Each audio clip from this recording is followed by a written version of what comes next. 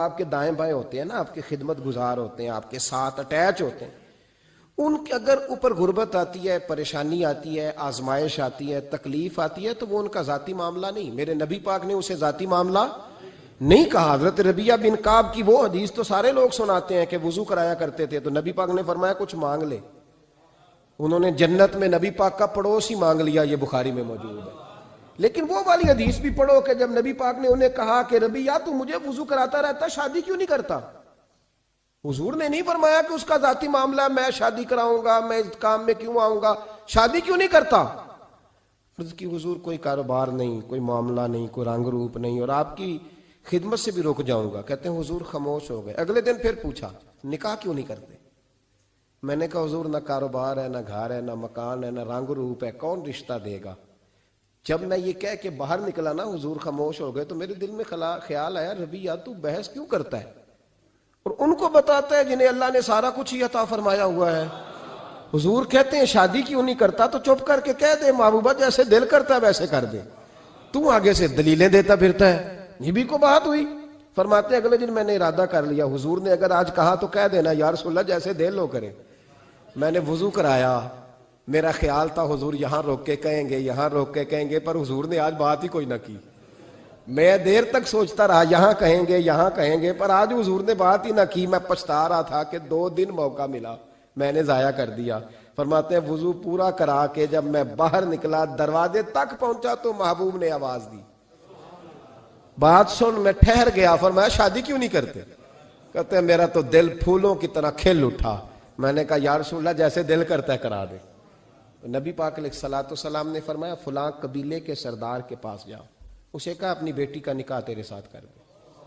کہتے میں گیا، تھوڑی دیر کے لیے توقف کیا انہوں نے، لیکن پھر وہ راضی ہو گئے. میں واپس آیا، سنو یہ جی اس کا ذاتی معاملہ ہے، لیکن نبی پاک نے دیکھا کہ اس کو ضرورت ہے میری، اس کا نکاح نہیں ہو رہا، گھر نہیں آباد ہو رہا، تو حضور نے پورا کردار ادا کیا. میرے محبوب کریم علیہ الصلوۃ والسلام نے حضرت حارثہ بن نعمان کو بلایا. فرمایا تیرا ایک مکان خالی ہے؟ کہ یا رسول اللہ ہاں. فرمایا یہ میرے ربیہ کو دے دے، اس میں رہا کرے گا، دلہن کو لائے گا. حضرت بریدہ اسلمی کو بلایا. فرمایا ایک کھجور کی گٹھلی کے برابر سونا چاہیے. یا رسول اللہ کس لیے؟ فرمایا میرے اس غلام نے اپنی بیوی کو حق مہر دینا ہے. حضرت سیدنا عثمان غنی کو بلایا، تیسرے صحابی.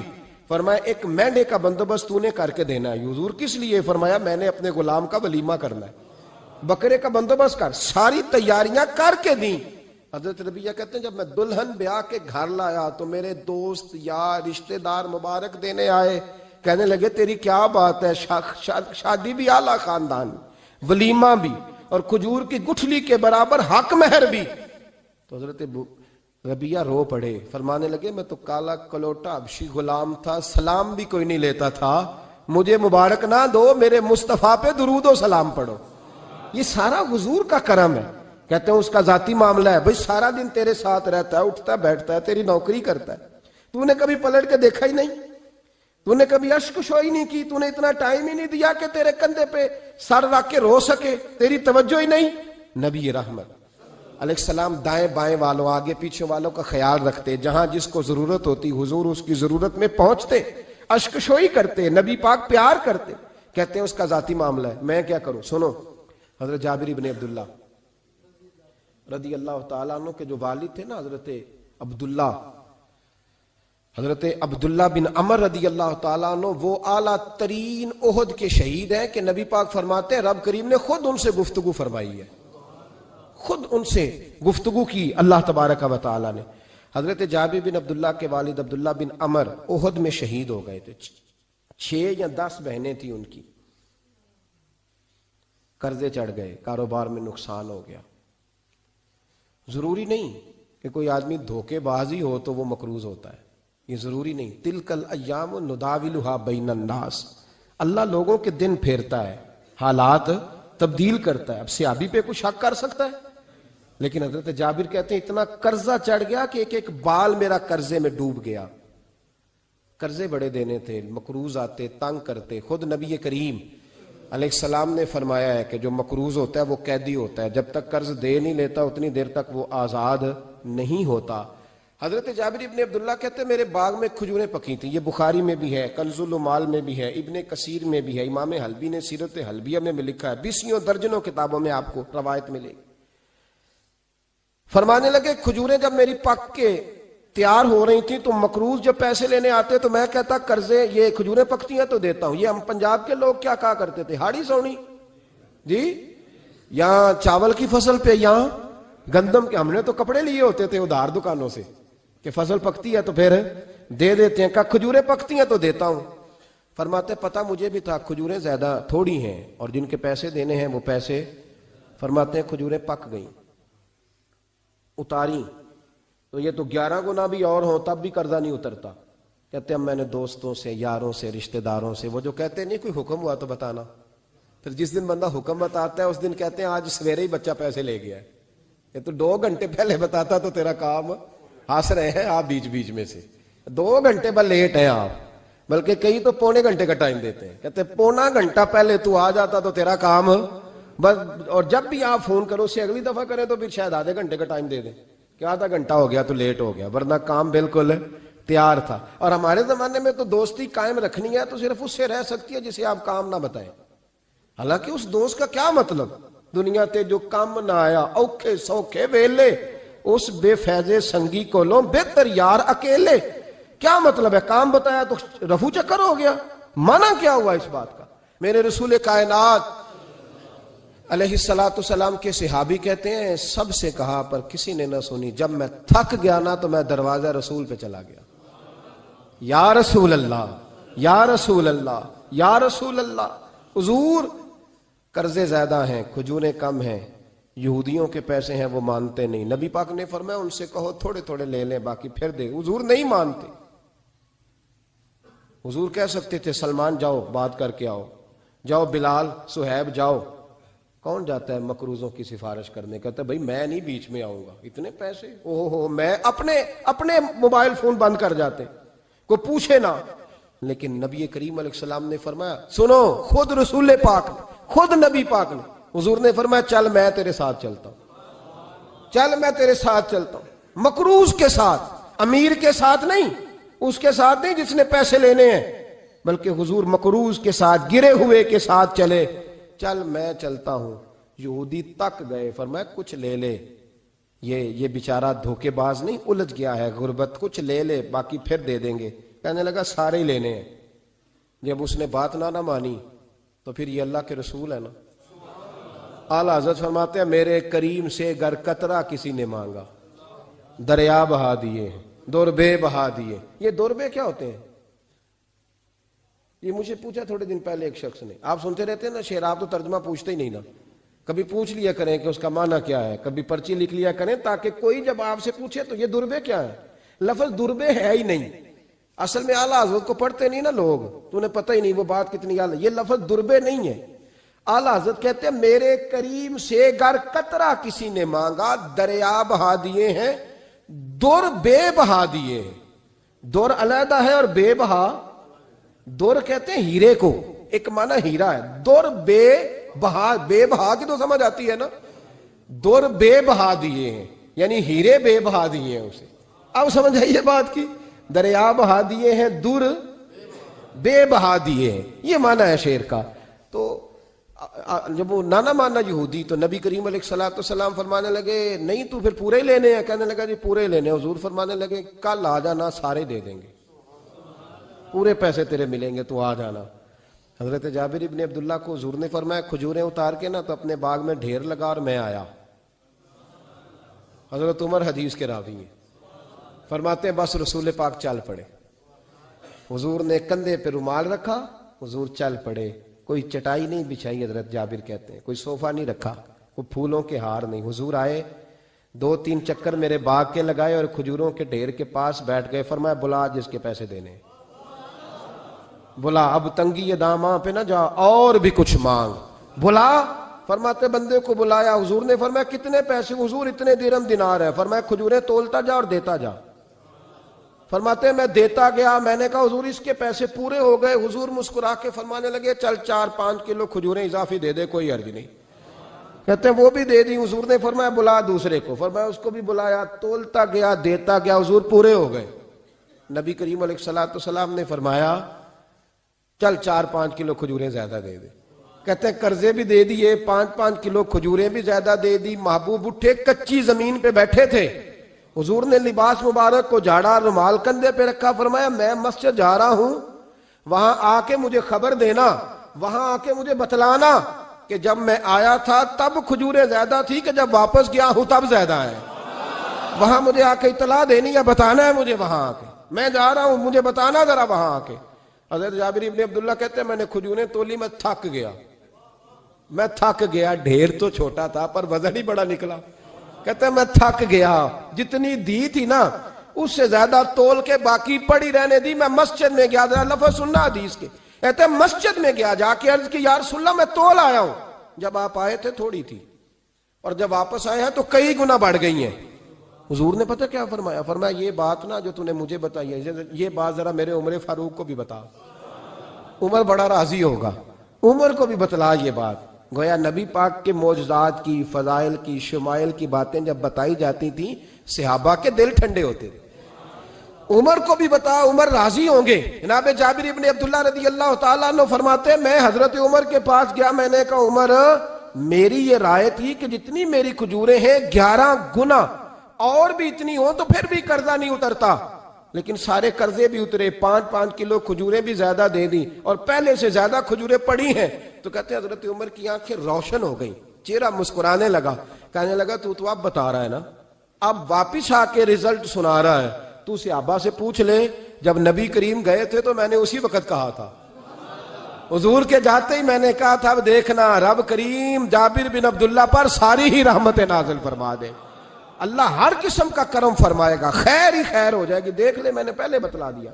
میرے نبی پاک سلام چھوٹی چھوٹی باتوں کا خیال رکھ, چھوٹی چھوٹی چیزوں پر توجہ دیتے, خیال کرتے کس کو کس وقت کس چیز کی کہاں حاجت ہے, اس کی وہ حاجت پوری کی جاتی, اس کا دھیان رکھا جاتا. حضرت جابر خود فرماتے, یہ مسلم کے لفظ ہے, فرماتے ایک دفعہ میں حضور کے ساتھ جہاد پہ گیا تھا, میرا اونٹ کمزور تھا, میں پیچھے رہ گیا. ہمارے یہاں شرط لگتی ہے نا, اللہ تعالیٰ خیر فرمائے, ایک بھائی گاڑی خریدتا ہے پھر دوسرا چاہے زیور بیچے اس نے بھی خریدنی ہوتی ہے, ورنہ گھر میں گھسنے کی اجازت نہیں ملتی. بہت سارے خرچے, یہ جو جوائنٹ فیملی سسٹم ہے نا, اکٹھے جہاں بھائی رہتے ہیں 3 4 5 6, اس کے بہت سارے خرچے ضد کی وجہ سے بڑھ جاتے ہیں. اس نے کیا ہے تو لہذا میں نے بھی, ہوتا ہے نا جی ایسے. تو پھر اس ضد میں کوئی پیچھے پلٹ کے نہیں دیکھتا کہ چلو جو پیچھے رہ گیا اس کا بھی ہاتھ پکڑے ساتھ آ جائے, دوڑتے رہتے ہیں. اس میں بیچارے کئی تھک جاتے ہیں, کئیوں کے پیر دوڑ دوڑ کے سوج جاتے ہیں, بڑے مسئلے بنتے ہیں, لیکن پیچھے پلٹنے کو کوئی تیار ہے؟ اس دوڑ نے ہمیں تھکا کے رکھ دیا. مسلم میں ہے, جناب جابر ابن عبداللہ کہتے ہیں حضور کے ساتھ میں جہاد پہ گیا, واپس آ رہا تھا, میرا اونٹ کمزور تھا, بوڑھا تھا, بیمار تھا, سب لوگ آگے گزر گئے, میں پیچھے رہ گیا. کچھ میں پریشان رہتا تھا غربت سے, تو میں مایوس بھی تھا, ذرا پیچھے رہ گیا, پریشان تھا. فرماتے ہیں نبی پاک نے نا 2-3 دفعہ پلٹ کے دیکھا, ادھر دیکھو.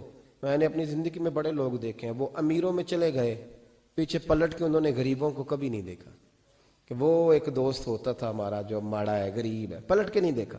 کہتے ہیں نبی کریم علیہ الصلوۃ والسلام نا آگے گئے, سب سے آگے. حضور نے 2 4 5 دفعہ نا پیچھے پلٹ کے دیکھا. جابر ابن عبداللہ کہتے ہیں جب میں نظر نہ آیا تو میرے محبوب کا انداز کریمانہ دیکھیں, حضور اعلانیہ فرمانے لگے, بھئی مجھے جابر نہیں نظر آ رہا. بے خبر ہو جو غلاموں سے, وہ آقا کیا ہے, وہ آقا کیا ہے. یہاں ہمارے استاد جب یہ حدیث پڑھا رہے تھے نا, یہ حدیث پڑھا رہے تھے تو اچانک رونے لگ گئے. میں نے کہا حضور کیا ہوا, رو کیوں پڑے؟ تو کہنے لگے یار سوچتا ہوں جو محبوب جہاد سے واپسی پر اپنے غلاموں کو نہیں بھولے, وہ میدان محشر میں کیسے بھول جائے گی. وہ وہاں بھی پوچھیں گے فلانا کدھر گیا, فلانا کدھر گیا, ایک ایک کا نام لیں گے. حضور نام لیں گے, ہماری موج بن جائے گی. نبی کریم نے پلٹ کر کے دیکھا, جابر نہیں نظر آ رہے. حضور ان کا اونٹ کمزور ہے, پیچھے رہ گئے. حضور نے یہ نہیں فرمایا کہ ذرا آہستہ کرو ساتھ, یہ نہیں فرمایا, بلکہ نبی پاک نے فرمایا تم چلو. قافلہ چلتا رہا, حضور نے گھوڑا پیچھے کی طرف موڑا, سب سے پیچھے آئے. جناب جابر کہتے ہیں پیچھے میرے پاس. اس حکمت کو آپ سمجھیں, حدیث کے ان لفظوں پر آپ غور کریں.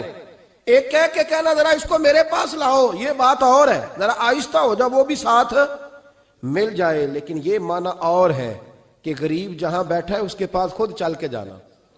حضور خود پلٹ کے پیچھے آئے اور فرماتے میں چونکہ پریشان تھا تو محبوب میری طرف دیکھ کے فرمانے لگے اس کو دوڑاتا کیوں نہیں، پیچھے کو رہ گیا. تو کہتے ہیں مایوس بندہ، پریشان بندہ کبھی کبھی وہ اس طرح بولتا ہے کہ جیسے کڑ رہا ہے، تھوڑا سا نا سخت ترش باتیں بھی کرتا ہے. کہتے ہیں میں نے اس عالم میں نا، میں نے کہا حضور اس قابل ہوتا تو سب کے ساتھ مل نہ جاتا، کمزور ہے، ماڑا ہے، مہران ہے، اور وہ بھی پرانی جو چل ہی نہیں سکتی. یہ کہاں یا رسول اللہ دوڑے گا، اس قابل ہی نہیں ہے. حضور اس قابل ہوتا تو قافلے کے ساتھ نہ ہوتا. کہتے ہیں حضور نے میری طرف توجہ فرمائی، میں باتیں کر رہا تھا اپنے اندر کی پریشانی کی تو حضور مسکراتے جا رہے. حضور کے ہاتھ میں چھڑی تھی، فرمانے لگے ایسے ہی تو باتیں کر رہا ہے. نبی پاک نے اونٹ کی پشت پہ چھڑی لگائی اور فرمایا تو دوڑتا کیوں نہیں، بڑے ہلکے سے مسکرا، اوے تو دوڑتا کیوں نہیں. تو جناب جابر بن عبداللہ کہتے ہیں جو سب سے پیچھے تھا نا وہ سب سے آگے نکل گیا، وہ دوڑتا گیا دوڑتا. فرماتے ہیں میرا چہرہ بھی عجیب سا، لوگ میرے انداز دیکھیں کہ یہ کیسے آگے نکل گئے، کیسے، کبھی نہ سوچ یہ کیسے نکل گیا، بس سمجھ لے آگے وہی نکلا ہے جسے مصطفیٰ کی تھپکی مل گئی ہے. تو یہ نہ کہ سیاست کر گیا، چلاکی کر گیا، بس تھپکی مل گئی تو بات بن گئی. کہتے ہیں میں نکل گیا آگے، حضور کی تھپکی جو ملی تھی. حضرت جابر ابن عبداللہ کہتے ہیں حضور گھوڑا دوڑا کے میرے پاس آئے، خود حضور نے میرا اونٹ تیز کرایا نبی پاک کی برکت سے. تو قریب آ کے فرمانے لگے ٹھہر جا یار، ہم بھی تیرے قافلے میں، ہمیں بھی ساتھ لے لے. فرماتے اب تو میں رو ہی پڑا کہ خود بھیک دیں، خود ہی کہیں منگتے کا بھلا ہو، ٹھہر جا یار ہمیں بھی ساتھ لے لے. جناب جابر ابن عبداللہ رضی اللہ تعالیٰ عنہ فرماتے ہیں کہ جگہ پڑاؤ کیا، رکے، ٹھہرے کھانے پینے کو، نماز پڑھنے. نبی کریم نے مجھے بلایا، میں حاضر ہوا تو کہا یا رسول اللہ حضور حکم. تو محبوب فرمانے لگے جابر یار تیرا اونٹ میں نے نرالا ہی دیکھا، بوڑھا ہو کے سب سے آگے نکل جاتا ہے، بیمار ہو کے، کمزور ہو کے. کہتے ہیں میں چہرہ دیکھتا جا رہا ہوں کہ حضور سارا ہی پتہ ہے آپ کو، میں کیا عرض کروں. تو محبوب فرمانے لگے پسند آ گیا، بیچ نہیں دیتے میرے ہاتھ. کہا یا رسول اللہ آپ رکھ لیں. حضور آپ کا یہ. فرمایا نہیں میں پیسے دوں گا. کتنے کا ہے؟ کہا یا رسول اللہ آپ رکھ لیں. فرمایا پیسے دوں گا. یا رسول اللہ مارکیٹ میں جاؤں تو 6-7 دینار کا بکے گا. فرمایا نہیں بھائی میں تو پورے 10 دوں گا. 6-7 نہیں، میں تو پورے، حساب سیدھا. 6-7 کا کیا حساب ہوا، 10 پورے کا. حضور پھر بندہ نوازی ہے نا، کون بول سکتا ہے. حضور نے فرمایا بلال تیرے پاس 10 دینار تھے. حضور ہیں. فرمایا ان کو دے دو، اونٹ کے پیسے رکھ لو اور مال نہ مدینے جا کے دے دینا. جابر ابن عبداللہ کہتے ہیں میں مدینے گیا شام کو، میں نے نا کبھی اپنے اونٹ کی اتنی خدمت نہیں کی جتنی اس دن کی.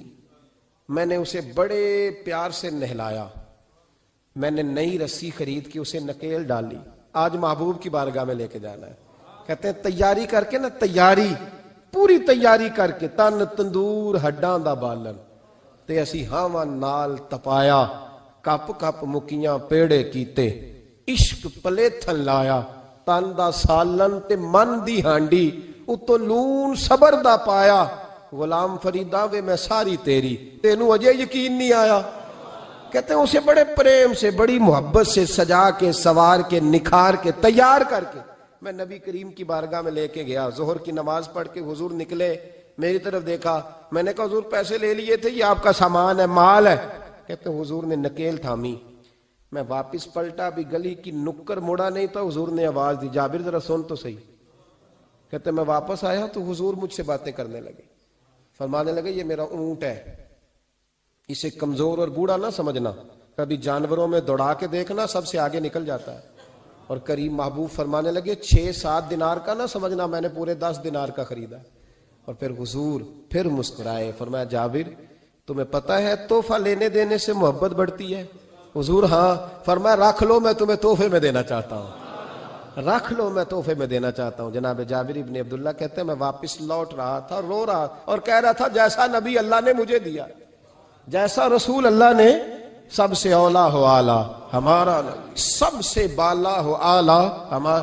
کون دیتا ہے دینے کو منہ چاہیے، دینے والا ہے سچا ہمارا نبی. غمزدوں کو رضا مجدہ دیجئے کہ ہے بے کسوں کا سہارا ہمارا.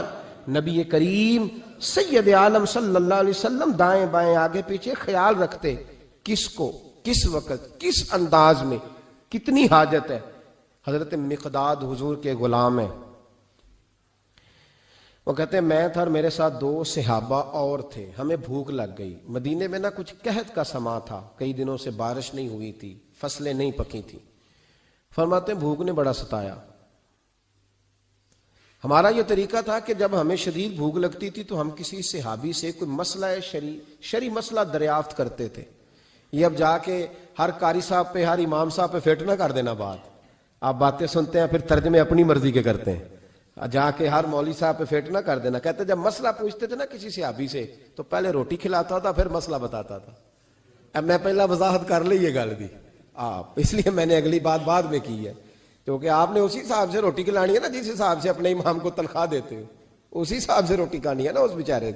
تو فرمانے لگے کہ جب نہ ہم کسی شخص سے کسی صحابی سے مسئلہ پوچھتے نا تو پہلے وہ, اس لیے یہ جو آستانوں پہ لنگر ہوتا ہے, یہ جو بزرگان دین خانقاہوں پہ لنگر رکھتے ہیں, یہ صحابہ کا طریقہ ہے کہ جس کو دین بتایا جاتا تھا اسے پھر لنگر بھی کھلایا جاتا ہے. بہت سارے لوگ اس کا مذاق اڑاتے ہیں کہ یہ کیا ہے بھئی, یہ رسول اللہ کی سنت ہے. صلی اللہ پڑھیے درود صلی اللہ. چلے جنہوں نے پہلے نہیں پڑھا وہ بھی شامل ہو جائے, پڑھے صلی اللہ تعالی علیہ وسلم. فرماتے ہیں اس دن بڑی بھوک لگی. 3 دوست تھے ہم, 3 صحابہ تھے. ہم نے حضرت ابو بکر صدیق کو گلی میں کھڑا کر لیا. سب صحابہ کے حالات کچھ نہ کچھ ان دنوں میں نا ٹائٹ تھے, کمزوری تھی, چونکہ فصلیں نہیں تھی, بارشیں نہیں تھیں. ابو بکر ایک مسئلہ پوچھنا ہے. کہتے کھڑے کھڑے جناب صدیق اکبر نے کہا پوچھو. پہلے روٹی بھی ساتھ پوچھتے تھے. کہنے لگے چلو پوچھو. کہتے مسئلہ پوچھا اور بتا کے رخصت ہو گئے. پھر ہم نے حضرت عمر سے پوچھا, انہوں نے بھی سوال کا جواب دیا پر کھانا نہ پوچھا. پھر 2-3 اور لوگوں کو ہم نے ٹٹولا, لیکن اس دن سب نے مسئلہ ہی بتایا, روٹی نہیں پوچھی. حضرت مقداد کہتے ہیں ہم نے پروگرام بنایا حضرت عبد الرحمن ابن عوف سے مسئلہ پوچھنے کا, تو میرے ساتھ والے دونوں کہنے لگے بس کر, بڑے آزما لیے, اب چل سیدھا دروازہ رسول پہ چلے. اب مسئلہ پوچھنا ہے تو ان سے پوچھنا جن سے سن کے ساری دنیا مسئلے بتاتی ہے, انہی سے پوچھتے ہیں, ڈائریکٹ چلتے ہیں. کہتے ہیں ہم آئے مسجد نبی میں, حضور بیٹھے تھے.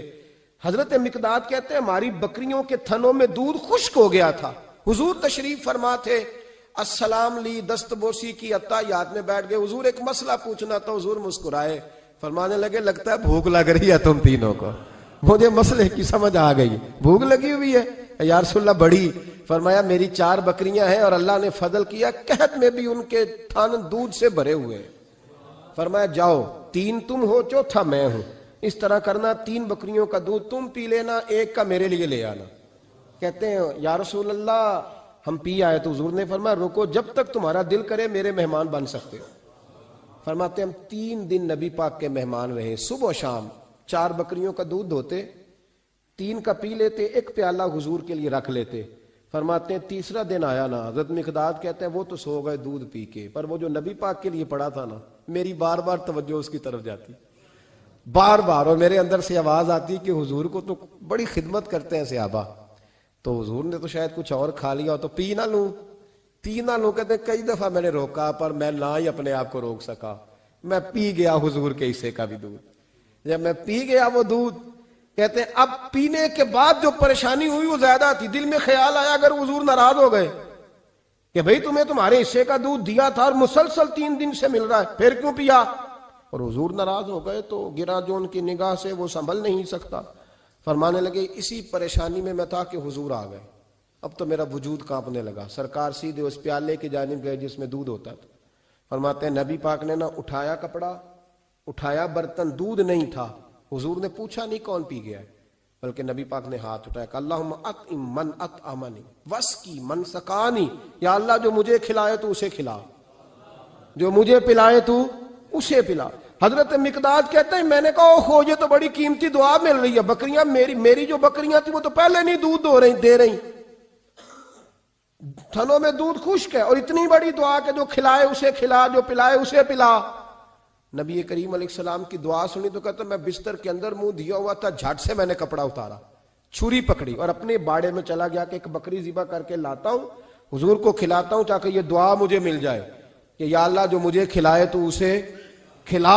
فرماتے ہیں میں بکریوں کے باڑے میں گیا, جن بکریوں کو کئی دن ہو گئے تھے دودھ نہیں دیا تھا، جیسے ہی میں نے چراغ جلایا میں حیران ہو گیا کہ سب کے تھن دودھ سے بھرے ہوئے. کہتے میں نے 3-4 بکریوں کا دودھ دھویا، برتن میں بھرا، محبوب کی بارگاہ میں لایا. کہتے ہیں حضور نے خوش ہو کے پیا. جب پی لیا نا نبی کریم نے تو حضور فرمانے لگے چل میں نے تیرا لایا پی لیا، اب یہ بتا میرا کس نے پیا تھا.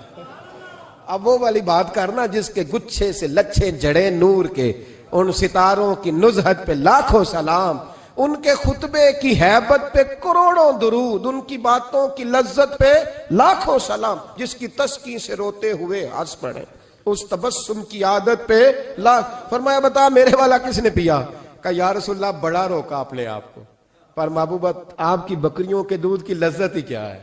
حضور نہیں روک سکا تو محبوب کریم فرمانے لگے اچھا اکیلے پی گئے ہو، جا پھر دودھ بھی تو میرا پی گیا ہے، اور میں تیرے لیے پھر دعا کرتا ہوں کہ یا اللہ اس نے مجھے پلایا تو اسے پلا، اس نے مجھے کھلایا تو اسے کھلا. نبی کریم ہر اس شخص کا خیال رکھتے جو بھوکا ہوتا، جو پیاسا ہوتا، جو کمزور ہوتا. تھوڑا تھوڑا دائیں بائیں دیکھ، یہ حضور کی سیرت کا بہت بڑا پہلو ہے. تھوڑا تھوڑا دائیں بائیں آگے پیچھے ضرور دے. یقیناً جب آپ کسی کے کام آتے ہیں تو آپ کو آزمائش سے گزرنا پڑتا ہے. یقیناً میں نے اپنے دور میں یہ منظر دیکھا ہے، اگر آپ ہاتھ پھیلا رہے ہیں تو آپ مانگنے والے ہیں، اور اگر آپ ہاتھ نہیں پھیلا رہے تو لوگ کہتے ہیں پتہ نہیں کوئی تو چکر ہوگا. اگر آپ سوال نہیں کر رہے تو پھر لوگ کہتے ہیں کوئی تو ایسا کھاتا ہوگا جہاں سے دولت، یعنی کوئی ایسی سمت نہیں جہاں آپ محفوظ رہ سکیں. آپ کو دونوں جانب سے لوگ گھیریں گے، دونوں جانب سے. جب آپ کسی کے کام آئیں گے، جب آپ کسی تک پہنچیں گے، جب آپ کسی کو، اور میں نے یہ بھی دیکھا ہے، میں ساری حفظ ما تقدم کے طور پہ آپ کو سمجھا رہا ہوں. آپ نے کسی شخص کی مدد کر دی نا، آپ نے مدد کی تو وہ بھی کئی دفعہ بدگمان ہوتا ہے کہ اس کے پاس بڑا کچھ تھا تبھی تو مدد کی نا اس نے. حالانکہ آپ نے ان باتوں پہ غور نہیں کرنا، یہ ساری چیزیں آئیں گی. کیونکہ اگر کسی شخص کی بری عادت کی وجہ سے آپ اپنی اچھی چھوڑ دیں گے تو پھر آپ کا نقصان ہوگا، اس کا نقصان. نبی پاک کے اخلاق یہی ہیں کہ سامنے والا جو مرضی کرے، ہم نے وہ کرنا جس کا درس ہمارے نبی نے ہمیں دیا ہے، ہم نے وہ کام کرنا جس کا پیغام ہمارے رسول نے ہمیں دیا. اس لیے بڑی خیر کریں، دائیں بائیں آگے. کچھ لوگ بہن بھائیوں سے اچھا سلوک کرتے ہیں، جواب میں اچھا سلوک نہیں ملتا، مجھے پتہ ہے نہیں ملتا. تو آپ یہ بتائیں کہ ان کے ساتھ اچھا سلوک اللہ کو راضی کرنے کے لیے کیا تھا یا جواب لینے کے لیے کیا تھا؟ آپ نے نہیں دیکھنا کہ سامنے والا کیا کر رہا ہے، آپ نے یہ دیکھنا ہے کہ اللہ کس بات میں راضی، اللہ کے رسول کس بات میں راضی، میری آخرت کا نفع کس چیز میں، میری روح کو، میرے ضمیر کو اطمینان کیسے ہے. یہ تصور رکھ کے جب خیر کریں گے تو پھر اللہ بڑی ہی بھلائی عطا کرے گا. آخر دعوانا ان الحمدللہ رب العالمین.